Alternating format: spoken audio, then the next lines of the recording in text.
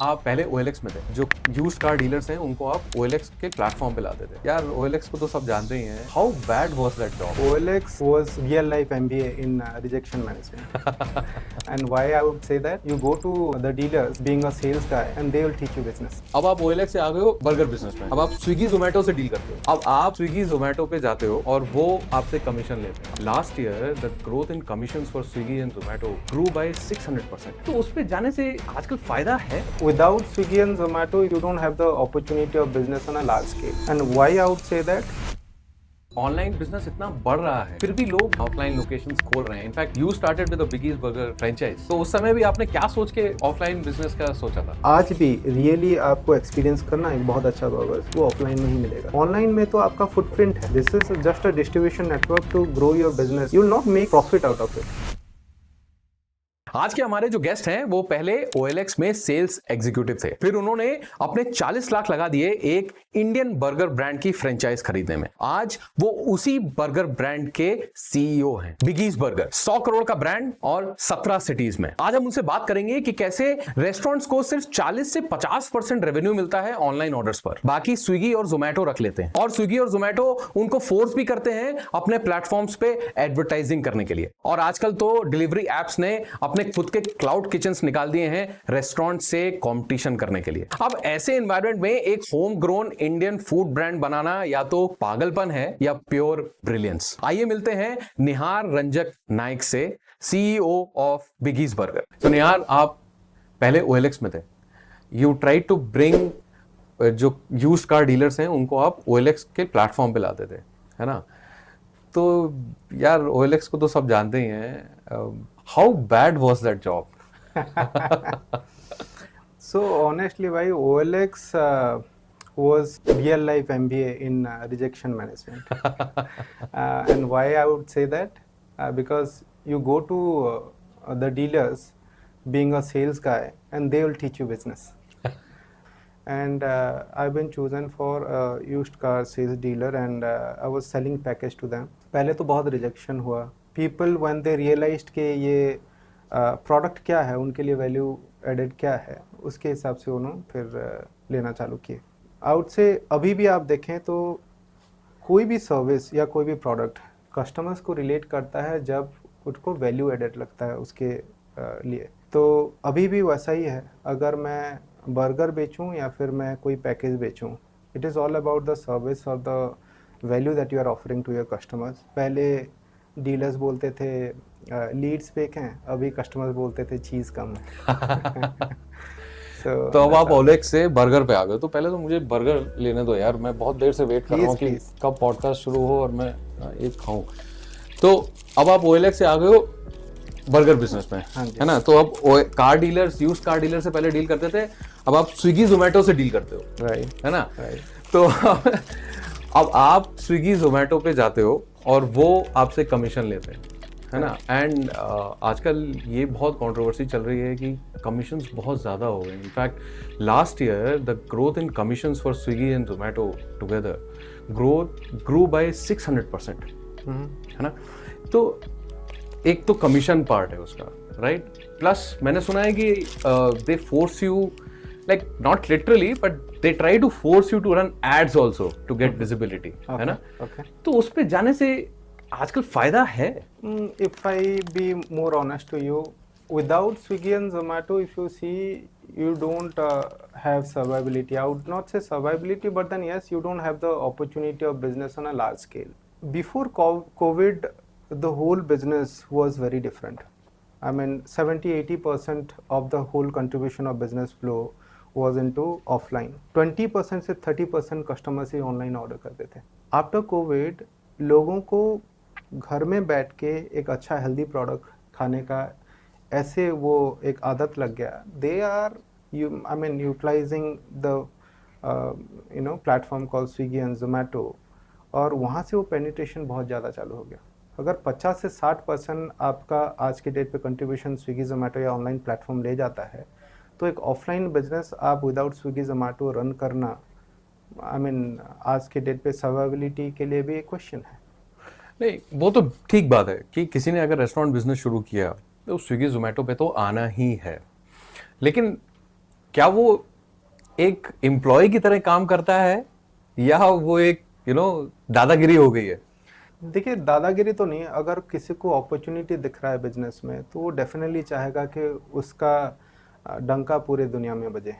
और अगर इंडिया में आप देखें तो स्विगी जोमेटो जिस हिसाब से पेनिट्रेट कर रहा है मार्केट में वो अपॉर्चुनिटी के साथ, उनका कमीशन भी उसी हिसाब से बढ़ रहा है क्योंकि बिजनेस ग्रो कर रहा है स्विगी जोमेटो में। अगर आप मुझे पूछें क्या कोई डार्क किचन या क्लाउड किचन में सरवाइव कर सकता है अपने बिजनेस को खाली लेकर, तो आउट से नो। आपका होल यूनिट इकोनॉमिक्स जो है आपका EBITDA might go to negative.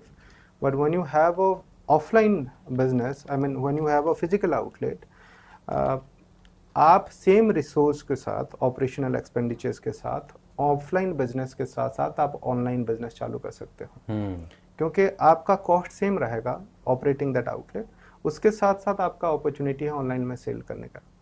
तो जो कॉस्ट है आपका वो बिजनेस को चलाने का, वो ऑफलाइन बिजनेस के साथ यूटिलाइज हो जाएगा। By the way, you make profit. By the way Nihar, burger बहुत मस्त है। हाँ, थैंक यू और सो बढ़िया मच। है, बहुत अच्छा लगा मुझे। Thank you. लेकिन तो आप, मैं समझ पा रहा हूँ जो आप बोल रहे हो ये कि एक ऑफलाइन बिजनेस को कॉम्प्लीमेंट करने के लिए जो ऑनलाइन कंपोनेंट है वो है, करेक्ट। राइट? उसके लिए आपको स्विगी जोमेटो पे रहना ही पड़ेगा। राइट। लेकिन मुझे लग रहा है जिस तरह ऑनलाइन ऑनलाइन कंजम्पशन बढ़ रहा है, राइट, आई थिंक अब ऐसा समय आएगा जब ऑनलाइन को कंपनसेट करने के लिए आपने ऑफलाइन बिजनेस खोल रखा है, आपका ऑनलाइन 50 to 60% है या even more, right. And offline sales कम है, लेकिन वो सिर्फ ब्रांडिंग के लिए आपने खोल रखा है टू कंपनसेट, मे बी क्योंकि उसमें मार्जिन ज्यादा हैं, आपको स्विगी और जोमेटो को नहीं देना है। करेक्ट। क्योंकि ऑनलाइन बिजनेस इतना बढ़ रहा है, फिर भी लोग ऑफलाइन स्टोर्स खोल रहे हैं, ऑफलाइन लोकेशंस खोल रहे हैं। In fact you started with the बिगीज burger franchise, right, Right. In your city, Correct, right? ऐसा तो उस समय भी आपने क्या सोच के ऑफलाइन बिजनेस का सोचा था? देखिए, मैंने जब स्टार्ट किया था उस टाइम पे कोविड नहीं था। I started 7-8 years back. Back then I mean Biggies burger grow कर रहा था, ऑनलाइन का पेनिट्रेशन उतना नहीं था। आज भी अगर आपको बर्गर्स रियली आपको एक्सपीरियंस करना एक बहुत अच्छा बर्गर्स, वो ऑफलाइन में ही मिलेगा। ऑनलाइन में तो आपका फुटप्रिंट है। This is just a distribution network to grow your business and reach out to more customers. You will not make profit out of it, but एक बार कस्टमर्स को वो टेस्ट लगा तो they will have that indulgent के बार बार हाँ जाना है ऑफलाइन में, एक बार ट्राई करना है, फ्रेशली प्रिपेयर्ड बर्गर ट्राई करना है। क्योंकि डिलीवरी एग्जीक्यूटिव 10 मिनट में पहुंचाएगा या 30 मिनट में पहुंचाएगा, you don't have the control about it. तो आपको अगर टेस्ट करना है ना बर्गर्स, आपको डाइनिंग में ही वो मजा आएगा। लेकिन निहार देखो, बर्गर हमारा फूड तो है नहीं, राइट। है ना? ये वेस्टर्न फूड है जो Right. अब इंडिया में आया है। अब आया तो 1995 में था जब मैकडी आया था सबसे पहले, करेक्ट। और उसके बाद से अब बहुत बहुत फेमस भी हो गया है। Lot of people are opting for burgers when they go out, है ना? लेकिन हमें एक्चुअली में बर्गर का टेस्ट क्या होता है हमें नहीं पता है ना? तो बिगीज बर्गर का टेस्ट कैसा है? मैकडी के साथ अगर आप बिगीज को कंपेयर करें तो first of all I would take this as a compliment, and I would say McD का बर्गर्स जो बर्गर्स नहीं होता वो असेंबल होता है। They have pre cooked products, they assemble the patty with buns and sauces and veggies. हमें जैसे ही order receive होता है हम इमीडिएटली KOT जनरेट होता है POS में, पॉइंट ऑफ सेल्स में, आपको किचन में जाता है कि ये प्रोडक्ट बनाना है। फ्रेशली उसी टाइम पे ग्रिल होता है या फ्राइड होता है, प्रोडक्ट बनता है। तो इंडिया को चाहिए home grown original authentic burger. Home grown मैं क्यों बोल रहा हूँ, क्योंकि यहाँ पे अगर मैं मैकडी को देखकर अपने तरफ से एक फ्लेवरफुल, एक जूसी, चीज़ी, मैसी बर्गर बना पाऊँगा तो वो ज़्यादा रियलिस्टिक लगेगा। क्योंकि आज भी कस्टमर्स के ओपिनियन को देखकर हम प्रोडक्ट डेवलप किए हैं, सो वो ज़्यादा रिलेटेबल लगता है। और कस्टमर्स आज भी देखें आप मेरे आई मीन रिव्यूज़ में जाइए, कस्टमर बोलते हैं कि your burgers are better than McD. I always take this as a compliment. Wonderful, wonderful. अच्छा निहार, एक प्रॉब्लम और लगती है मुझे स्विगी जोमेटो में। Alright. Zomato has its own brand जो खुद कुकिंग करते हैं और एज अ क्लाउड किचन वो देते हैं, राइट? तो अगर मैं मान लो बर्गर सर्च कर रहा हूँ तो शायद काफ़ी सारे अच्छे बर्गर्स होंगे, लेकिन सबसे पहले शायद जोमेटो का है। Same thing with Swiggy, right? तो ऐसे माहौल में ना अब क्या है, स्विगी और जोमेटो एक शार्क्स बन चुके हैं, है ना? If they launch their own product and they are competing with brands like Biggies burger, तो कैसे आप उसको मैनेज करोगे? See, Pratik, I don't see this as a very big competition, but rather as a opportunity. क्योंकि मैं prefer करता हूँ जहाँ पे जिस फूड लेन में एक बर्गर ब्रांड हो वहाँ पे मेरी भी पोजीशनिंग हो।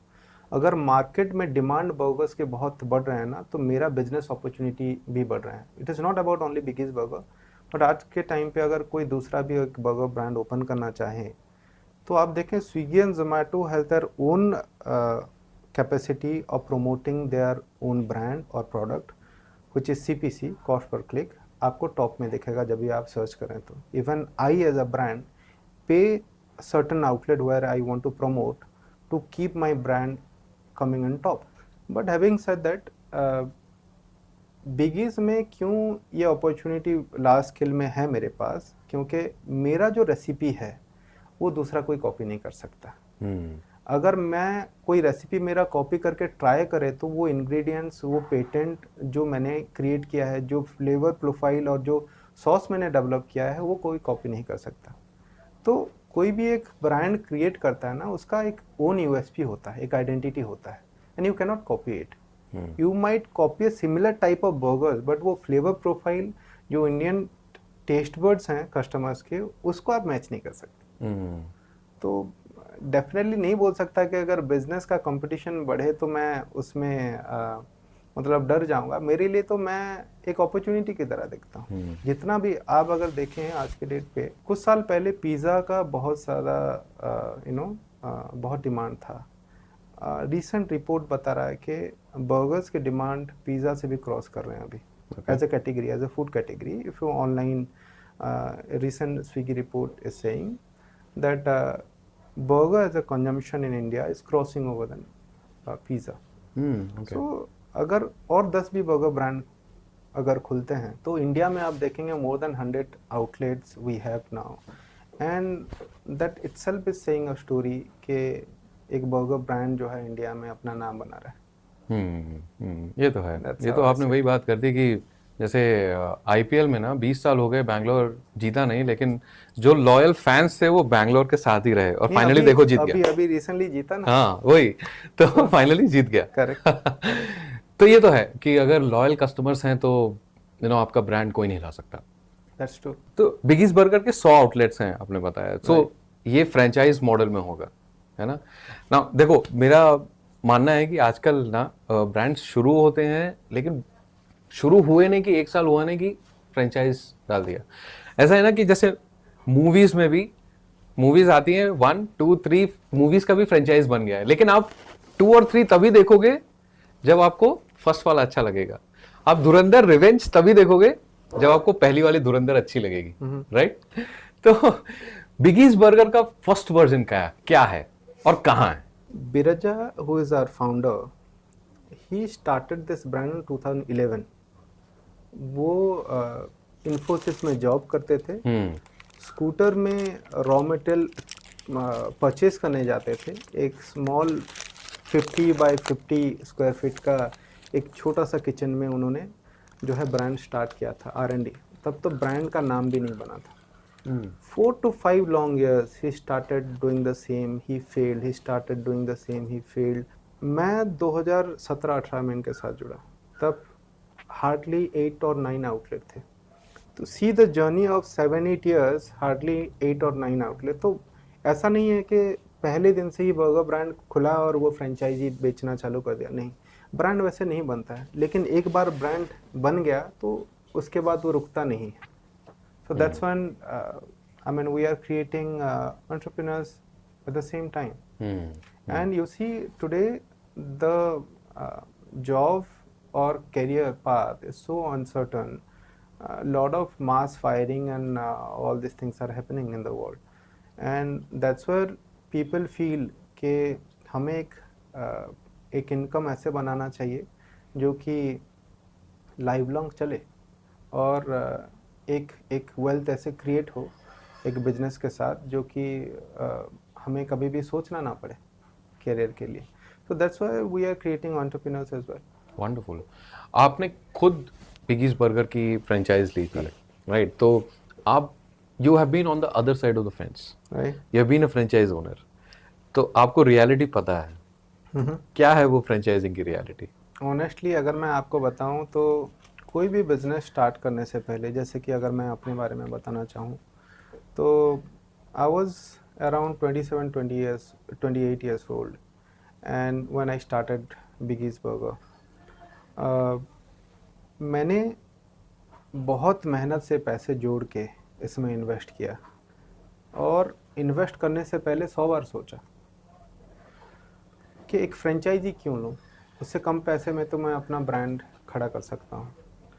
That's when I realised by analysing the market कि इतना इजी नहीं है boss.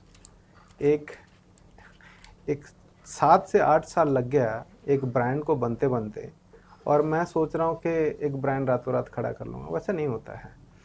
And see, there might be chances people are getting success, and there are more than 80-90% of chances every other day the brands are getting sold. So जब एक brand बनता है ना, उसका आइडेंटिटी बनता है, उसके SOPs बनते हैं, ट्रेनिंग प्रोसेस बनते हैं, तो आप हर एक जगह पे कंसिस्टेंटली आप प्रोवाइड कर पाते हैं एक प्रोडक्ट. मैंने जब स्टार्ट किया था फ्रेंचाइजी में within 1.5 year to 2 years Covid आए, जिस टाइम पे बिजनेस इनिशियली पिक कर रहा था और कस्टमर्स को पता चल रहा था कि एक ब्रांड क्या है क्या नहीं है. That's when I got a major hit from Covid and it impacted badly.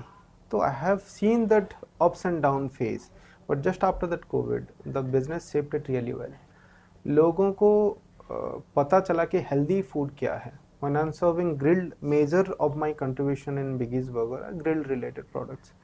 तो लोगों को वो healthier options क्या होता है वो भी पता चला. That's when they realize okay, Biggie's Burger में ये offering है. तो वहाँ से बिगीज बर्गर जिसकी फ्रेंचाइज आपने ली थी, वहाँ से उसके CEO बनना, उसके ब्रांड हेड बनना कैसे हुआ ये? I came to Bangalore to study MBA. Then before getting into a business, because MBA वही उसी लिए ही करना था क्योंकि मुझे बिजनेस करना था. और it is not about directly doing MBA and going into any business that will make yourself successful. पहले मुझे वो प्रोसेस समझना था, सेल्स कैसे होता है समझना था, ऑपरेशंस कैसे होता है समझना था, बिजनेस को कैसे रन किया जाता है, उसका पॉजिटिव साइड नेगेटिव साइड क्या है, सब चीज़ समझना था. तो मैंने फिर OLX ज्वाइन किया. एक कॉर्पोरेट वर्ल्ड में एक वे ऑफ वर्किंग प्रोसेस क्या होता है वो समझा. देन मैंने चूज़ किया बिगीज़ में इन्वेस्ट करना. तो जब मैं एक फ्रेंचाइजी ओनर बना तो फ्रेंचाइजी ओनर बनते हुए मुझे ये समझ में आया कि आप ओनर होके वहाँ पे ओनर की तरह चेयर में बैठ के पैसा नहीं कलेक्ट कर सकते. आपको अगर एक एंटरप्रेन्योर जर्नी स्टार्ट करना है तो आपको प्रोडक्ट बनाना सीखना पड़ेगा. आपका फ्लोर क्लीन हो वो इंश्योर करना पड़ेगा. आपको खुद भी कभी करना पड़े अगर आपके स्टाफ्स नहीं है तो. आपको टेबल कैसे क्लीन करते हैं वो सीखना पड़ेगा, आपके स्टाफ्स को सिखाना पड़ेगा. तो आपको एक स्टोर में रन करना है, एक स्टाफ से लेकर ओनर तक, वो जर्नी आपको पूरा सीखना है. And then I got that opportunity to take care of operation in pan India level. I was heading operation back then again. Looking at my profile and my capability, they offer me this role as brand head. Now I'm taking care of many verticals apart from operation to shape up this business further. यार 1995 में जब McDonald's India आया था, so they came in a partnership with somebody called Vikram Bakshi, with in a 50-50 partnership. And ऐसा कहा जाता है कि विक्रम बख्शी told और कंसल्टेड मैकडॉनल्ड्स कि आपके जो वेस्टर्न फ्लेवर्स हैं वो इंडिया में नहीं चलेंगे. And that is the guy who is attributed, जिन्होंने मैं कालू टिक्की बर्गर इन्वेंट किया. करेक्ट. तो दुनिया में कहीं भी मैकडॉनल्ड्स में आपको मैं कालू टिक्की बर्गर नहीं मिलेगा. वो इंडियन फ्लेवर, क्योंकि हमें बहुत प्यार है आलू से, है ना, तो हमारे लिए वो इन्वेंट किया गया. तो बिगीज बर्गर में ऐसे कौन से इंडियन फ्लेवर्स हैं, या ऐसे कौन से इंडियन पैलेट को मैच करते हुए फ्लेवर्स हैं जो बिगीज बर्गर में है? If I compare to myself, we are offering burgers, real OG burgers, which is from US, but with Indian flavors. India को चाहिए juicy, messy, cheesy products which Biggies provides. Indian flavours के साथ जो Indian taste bud को suit करे वैसा products हम provide करते हैं. हमारे आप सॉसेस और फ्लेवर प्रोफाइल देखें, it's very different from McD which they are offering. So that's why I feel, I mean, if somebody wants to have a real burger, come to Biggie's Burger. नहीं यार, ये चीजी और Messi word तो आपने सही use किया ना, ऐसे ही बर्गर खाने में मजा आता है. Right. लेकिन चीजी और मेसी बर्गर जो है तो हमारे यहाँ तो रोड साइड भी मिलते हैं इंडिया में. ना कहीं भी आप चले जाइए तो रोड साइड में मिल जाएगा, और वो ज्यादा चीजियर और ज्यादा मेसियर होगा, है ना. Correct, correct, तो लोग वो क्यों ना खाएं. और इंडिया में आपको डेफिनेटली रोड साइड में बर्गर्स आपको मिल जाएगा, और वो चीज़ी भी होगा, मेसी भी होगा, बट क्या वो हेल्दी होगा, क्या वो फसाई अप्रूव्ड होगा, और क्या वो सेम प्राइस पॉइंट में आपको जो भी प्रोडक्ट मिल रहा है, क्या आपको वो क्वालिटी ऑफ प्रोडक्ट मिलेगा, क्या वो आंसर कर पाएंगे जो हम प्रोवाइड कर रहे हैं? I don't think so. तो मैं बायस्ड नहीं बन रहा हूँ अपने ब्रांड के लिए, बट मैं ये बोल रहा हूँ कि बीट बिगीज बर्गर और any brand who has created for food category in a particular concept, वो एक बेहतर प्रोडक्ट प्रोवाइड करने की कोशिश कर रहे हैं. मैं अपने ब्रांड में एक चीज़ी, मैसी और जूसी बर्गर्स, एक हेल्दियर प्रोडक्ट प्रोवाइड कर रहा हूँ. लेकिन निहार क्या है ना, बचपन से ही हमारे घर में स्पेशली मम्मी हमेशा कहती थी कि बाहर मत खाओ, है ना. अब बाहर का मतलब चाहे हम स्ट्रीट पे खाएं, चाहे किसी ब्रांड में खाएं, मॉल में खाएं, बाहर तो बाहर ही होता है ना. ओके, सो देखिए, बाहर का खाना, इसका मतलब ये नहीं है कि बचपन में मुझे भी अपनी मम्मी बोलती थी कि बाहर का खाना मत खाओ. इसका मतलब ये नहीं है कि आप अनहेल्दी मत खाओ. इसका मतलब ये है कि आप अनहेल्दी मत खाओ, आप एक अच्छा प्रोडक्ट खाओ. अगर बाहर का खाना कोई ठेले में वो अप्रूव्ड नहीं है, और वो कैसे बना रहा है, जो कि आप एक फ़नी मीम्स में देख सकते हैं, इंस्टाग्राम में देख सकते हैं, वीडियो कैसे प्रोसेस में बनाते हैं. इन दिस जेंजी वर्ल्ड, जो कि मेरे टारगेट ऑडियंस है, वो हेल्थ कॉन्शियस हैं. बहुत लोग जिम जाते हैं, और आप स्विगी जोमेटो में भी चेक कीजिए, या फिर मेरे मेन्यू में चेक कीजिए, आपको कितना कैलोरीज हैं प्रोडक्ट्स में, वो भी आपको नोटिसेबल मिलेगा. तो कस्टमर्स चूज़ कर सकते हैं कि अवेयरली खा सकते हैं कि क्या खा रहे हैं, वो हेल्दी है, अनहेल्दी है, वो चूज़ करके खा सकते हैं. और फिर वैसे भी मम्मी की बात तो सुन नहीं रहे आजकल जेनजी बच्चे, करेक्ट है ना. Correct. ठीक है. यार देखिए, जेनजी और आगे की जनरेशन्स अपने घर पे रह के पढ़ नहीं रहे हैं, बाहर जाके पढ़ रहे हैं, बाहर नौकरी कर रहे हैं. आप खुद अपने सिटी से बैंगलोर आए हैं, राइट. तो अब जब बाहर रहेंगे तो बाहर खाना भी पड़ेगा, है ना. तो इंडिया की फूड हैबिट्स चेंज हो रही हैं. पहले लोग घर पे ज़्यादा खाते थे, अब लोग बाहर ज़्यादा खाते हैं. Every week the number of times people as family also and as single also go out to eat is increasing, right. तो अब कोई एंटरप्रेन्योर्स, जो नए एंटरप्रेन्योर्स हैं, जो इस नीड को फुलफिल करना चाहते हैं, अपना फूड बिजनेस शुरू करना चाहते हैं, because the demand is increasing, right. People are living out and eating out. वो जो फूड बिजनेस पे घुसना चाहते हैं, उनको क्या रियलिटी बताएंगे आप? अब अगर मैं किसी 25 इयर्स ओल्ड को अभी बताना चाहूँगा कि क्या वो बिज़नेस में जाए, तो certainly not without having a proper research. अगर आपको किसी भी बिज़नेस में एंटर करना है, तो आप प्रॉपरली मार्केट स्टडी कीजिए. आपका इंटरेस्ट है कि नहीं उसमें, वो पहले चेक कीजिए. Before analysing, don't jump into something where it will make your business और any kind of job uncertain. वो बिजनेस हो या जॉब हो, आपको पहले उसमें इंटरेस्ट है कि नहीं, आपको उसके बारे में क्या नॉलेज है, कंपटीशन क्या है उसके मार्केट में, अपॉर्चुनिटी क्या है मार्केट में. तब जाके आप अगर कॉन्फिडेंट हैं तब जाइए. एंड अगर आप पेशेंस रख सकते हैं उसमें, कंसिस्टेंटली सेम गलतियाँ बार बार कर सकते हैं, तभी उससे सीख सकते हैं, तभी जाइए. तो मैं वही बताना चाहूँगा यंगस्टर्स। नहीं, ये बहुत अच्छा पॉइंट बोला। तो आपने जब फूड बिजनेस में एंट्री करने का सोचा, व्हाई ओनली फूड बिजनेस? और भी कोई बिजनेस कर सकते थे आप? See, I'm a foodie. I love food. मैं F&B बिजनेस करना चाह रहा था, इसीलिए मैंने फूड बिजनेस चूज किया। लेकिन आपकी एनालिसिस क्या थी एंट्री करने से पहले, या बिगीज बर्गर की फ्रेंचाइज लेने से पहले आपने क्या क्या एनालाइज किया था? First of all it took me 6 to 7 months to analyse कि बिगीज का मार्केट में नाम क्या है। पहले तो मैंने प्रोडक्ट टेस्ट किया, प्रोडक्ट में दम है कि नहीं, कस्टमर का डिमांड है कि नहीं। When I met Biraja, his vision and my vision was aligned, and that's when I thought कि एक home grown burger brand grow कर रहा है मार्केट में और कंकर कर रहा है, एक नाम बना रहा है, तभी जाके मैं बिजनेस में आया। I was also arranging fund at the same time, choosing few more options at the same time. I was analyzing market। 4-5 brand को चूज करने के बाद मैंने बिगीज में इन्वेस्ट किया। Okay okay okay. एंड अब तो आप इतने एक्सपीरियंस हो गए हो कि if you walk into a restaurant, आपको तुरंत पता चल जाएगा देख के कि यार ये ब्रांड सही है कि गलत है, चलेगा कि नहीं चलेगा। एक छोटा सा चीज़ मैं बताना चाहूँगा। आज भी अगर मैं किसी रेस्टोरेंट में जाता हूँ फैमिली के साथ, तो मेरी वाइफ वही क्रिटिक करती है कि आप कभी भी हस्बैंड बन के आया करो, आप हमेशा आके चीज़ें एनालाइज करने लग जाते हो। धुरंधर बन के जाते हो।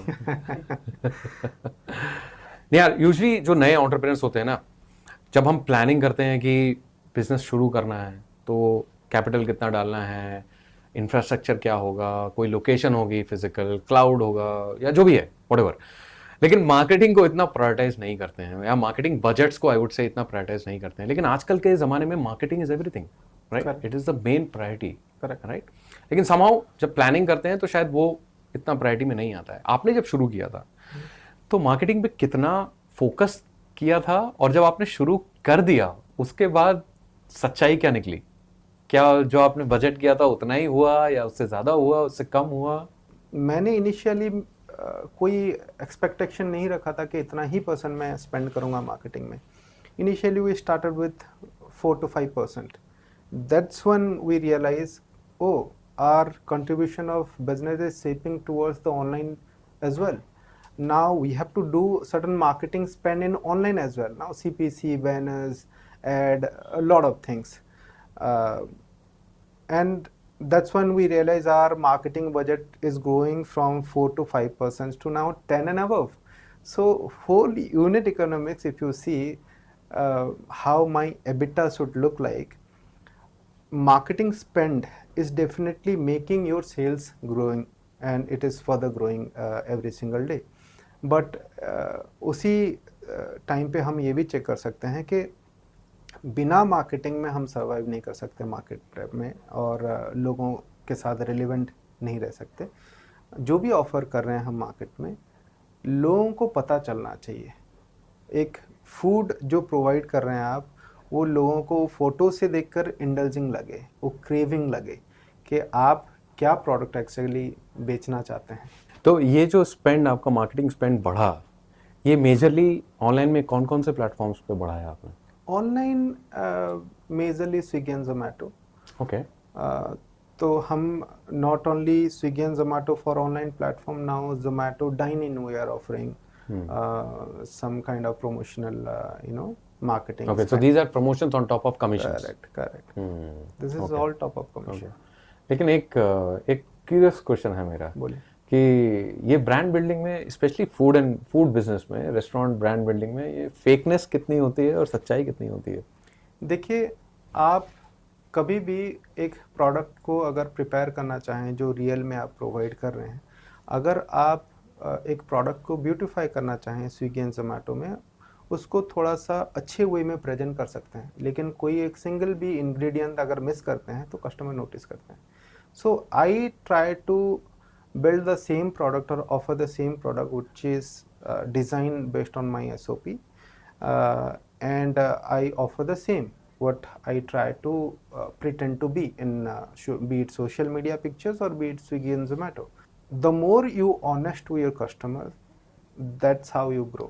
कुछ ब्रांड्स ऐसे हैं, नाम तो नहीं ले पाऊंगा, लेकिन प्रोडक्ट का इमेज बड़ा दिखा देते हैं सोशल मीडिया पे, और अब आप स्टोर में जाओ या फिर उसका प्रोडक्ट ऑर्डर करो तो वो कुछ डिफरेंट सिनेरियो होता है. सही बात है, क्योंकि मैं ही एक्सपीरियंस कर चुका हूँ बात कि पिक्चर में कुछ और दिखता है, लेकिन जब आप जाओ दैट्स ट्रू. तो फॉर एग्जांपल बड़ा दिखेगा पिक्चर में, बहुत ही अच्छा दिखेगा, बहुत जूसी दिखेगा, लेकिन जब आप जाओ तो क्वांटिटी इतना सा होगा, है ना? Right.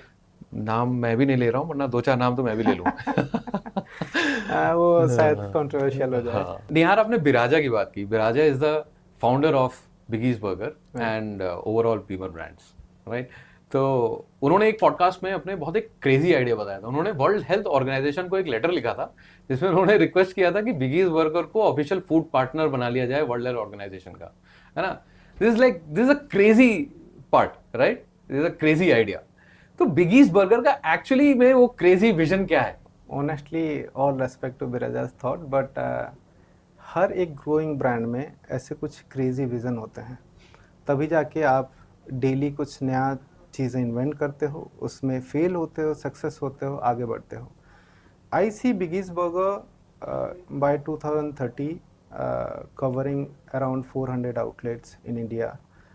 Today also we get the opportunity to go abroad and create our brand over there, a footprint to go above India, and I believe today's date rather I want to cover the north side of the part in India. उसके बाद हम बाहर जाएंगे, I mean overseas जाएंगे.